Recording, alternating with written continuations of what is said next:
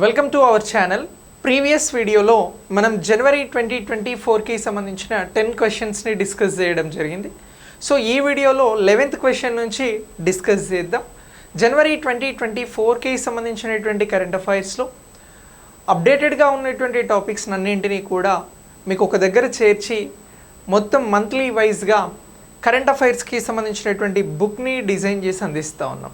ఈ బుక్ ప్రత్యేకత ఏంటి అని అంటే క్వశ్చన్స్, ఆన్సర్స్, వాటికి సంబంధించినటువంటి ఎక్స్ప్లెనేషన్. ఫస్ట్ టైం మార్కెట్లో మీకు విత్ ఎక్స్ప్లెనేషన్తో కరెంట్ అఫైర్స్కి సంబంధించినటువంటి మొత్తం 6 months టాపిక్స్ని కవర్ చేయడం జరుగుతోంది.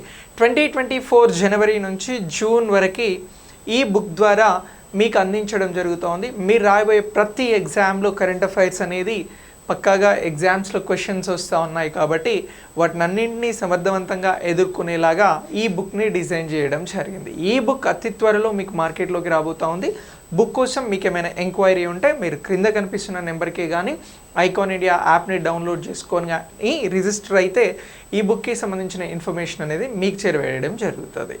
సో ఇక మనం 11th క్వశ్చన్ నుంచి ఒకసారి డిస్కస్ చేద్దాం. జనవరికి సంబంధించి 2024 11th క్వశ్చన్ ఒకసారి చూడండి. బ్రిక్స్ సమూహంలో చేరడానికి అర్జెంటీనా అధ్యక్షుడు జేవియర్ ఎందుకు ఆహ్వానాన్ని తిరస్కరించారు అని ఒక క్వశ్చన్ తీసుకున్నాం.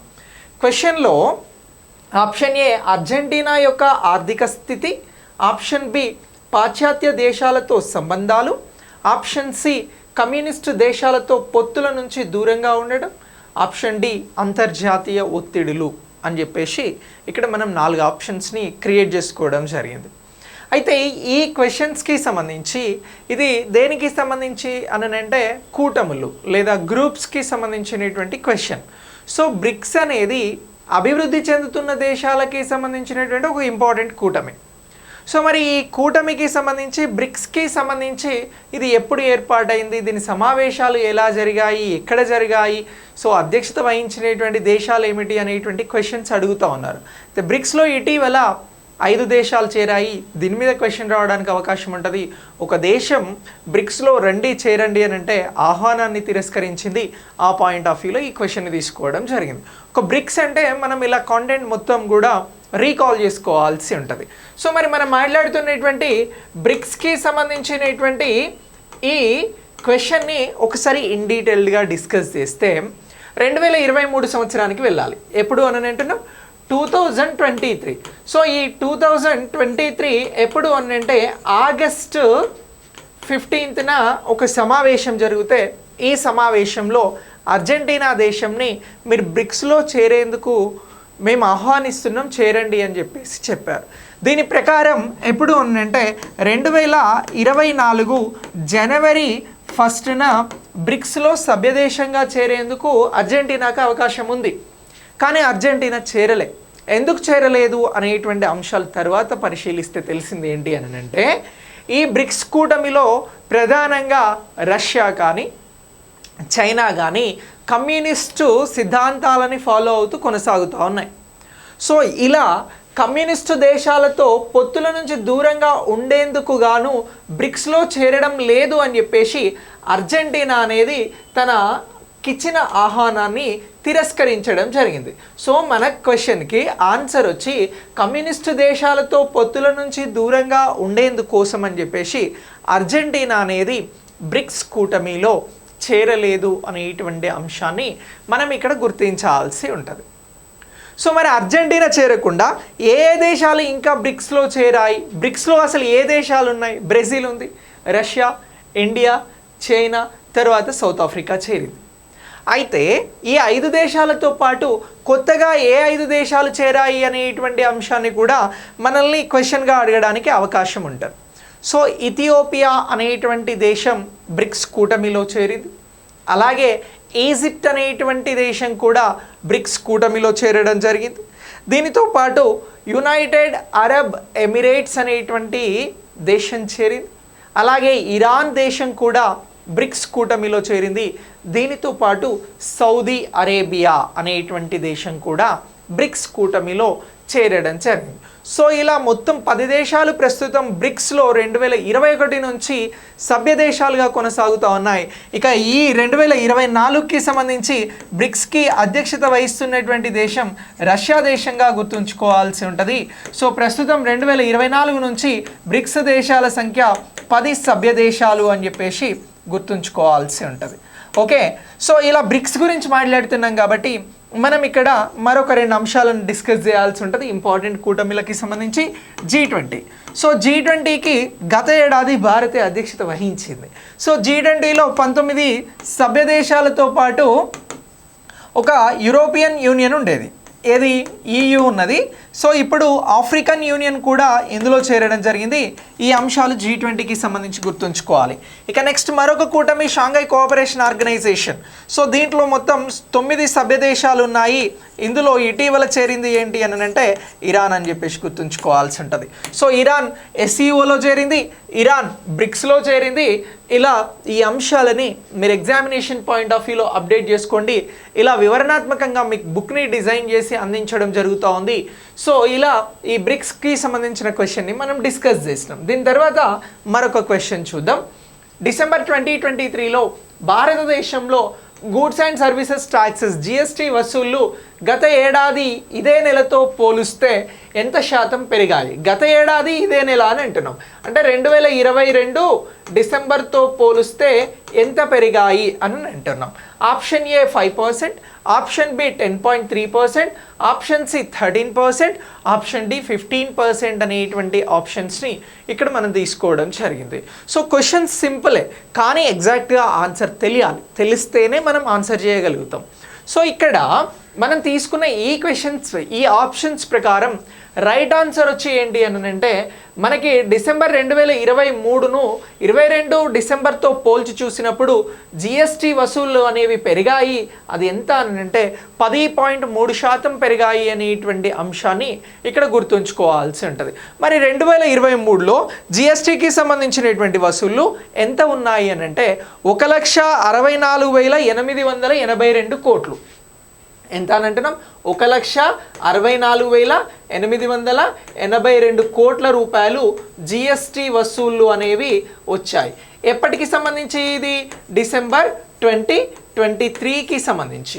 మరి 2022 డిసెంబర్లో GSTకి సంబంధించిన వసూళ్లు ఎంత ఉన్నాయి అని అంటే 1,49,507 కోట్లు ఉన్నాయి. 1,49,507 కోట్ల రూపాయలు ఉన్నాయి. సో ఇప్పుడు ఇది 2022 నుంచి 2023ని పోల్చి చూసినప్పుడు ఎంత పెరిగింది అని అంటే ఇక్కడ GST వసూళ్లు 10.3% పెరిగాయి అని అంటున్నాం. సో మన answer 10.3% is the right answer అని అంటున్నాం. ఓకే, సో ఇలా GSTకి సంబంధించి ప్రీవియస్ ఒక 6 మంత్స్ని కూడా మీకు బుక్లో ప్రింట్ చేసి ఇవ్వడం జరుగుతుంది. 2023 December, November, September, October, August, July, ఇలా ఈ నెలలకి సంబంధించిన GST వసూలు ఎంత అనేది కూడా బుక్లో ఉంటుంది. సో ఇలా మనం బుక్ని డిజైన్ చేసి అందిస్తూ ఉన్నాం. ఇక నెక్స్ట్ DRDO ఏ సంవత్సరంలో ఏర్పడింది అని అన్నాం. యాక్చువల్గా మనం జనవరి గురించి మాట్లాడుతున్నాం కాబట్టి జీకే పాయింట్ ఆఫ్ వ్యూలో ఈ క్వశ్చన్ తీసుకోవడం జరిగింది. Very simple question. 1947, 1958, 1963, 1972 అనేటువంటి ఆప్షన్స్ని మనం ఇక్కడ తీసుకున్నాం. సో ఈ తీసుకునేటువంటి ఆప్షన్స్ ప్రకారం 1900 ఏ సంవత్సరం DRDO ఏర్పడింది అని అంటే 1958లో ఏర్పడింది అని చెప్పేసి గుర్తుంచుకోవాలి. ఎప్పుడు అని అంటే జనవరి 1. సో జనవరి 1న మనం DRDOకి సంబంధించినటువంటి వ్యవస్థాపక దినోత్సవం నిర్వహించడం జరుగుతూ ఉందండి. వ్యవస్థాపక దినోత్సవం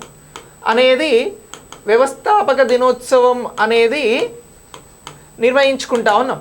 సో ఈ వ్యవస్థాపక దినోత్సవం ఎప్పుడు నిర్వహిస్తూ ఉన్నాం?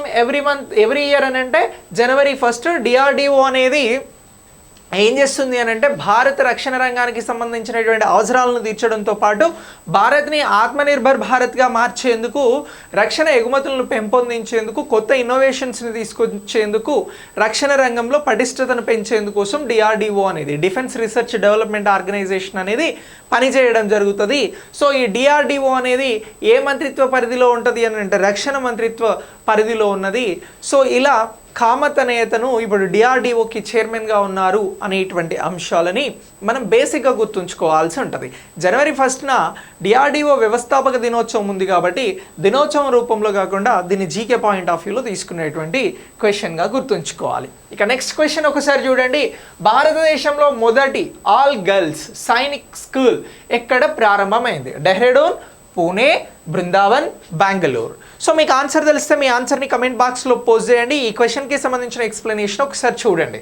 సో భారతదేశంలో మొదటి ఆల్ గర్ల్స్ సైనిక్ స్కూల్ అనేది ఎక్కడ ఏర్పాటు చేయడం జరిగింది అని అంటే బృందావన్లో ఏర్పాటు చేయడం జరిగింది. సో బృందావన్కి సంబంధించినటువంటి ప్రాంతంలో సైనిక్ స్కూల్ అనేది వచ్చింది. ఇది ఏ రాష్ట్రంలో ఉన్నది సార్ అని అంటే ఉత్తరప్రదేశ్లో ఉన్నది. సో ఉత్తరప్రదేశ్లో ఉన్నటువంటి ఈ బృందావన్లో ఆల్ గర్ల్స్ సైనిక్ స్కూల్ అనేది ఏర్పాటు చేశారు. దీనిని ఎవరు ఇనాగ్రేట్ చేశారు అని అంటే రక్షణ మంత్రిగా ఉన్నటువంటి రాజ్నాథ్ సింగ్ గారు. ఎవరు అని అంటున్నాం? రాజ్నాథ్ సింగ్ గారు ఈ స్కూల్ని ప్రారంభించడం జరిగింది. ప్రారంభిస్తూ ఏం చెప్పారు?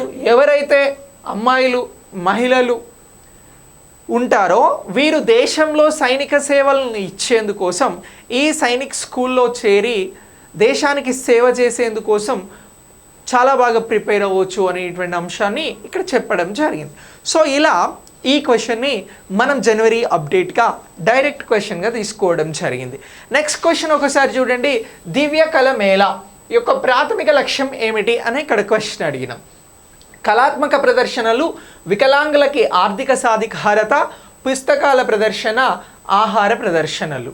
సో దివ్య కళ మేళా అనేది దేనికి సంబంధించింది అని అంటే ఇది ఎవరైతే ఈ వికలాంగులు ఉన్నారో లేదా దివ్యాంగులు ఉన్నారో వీరికి సంబంధించినటువంటిదండి. సో దివ్యాంగులకు సంబంధించినటువంటిదే ఈ దివ్యకళ మేళ.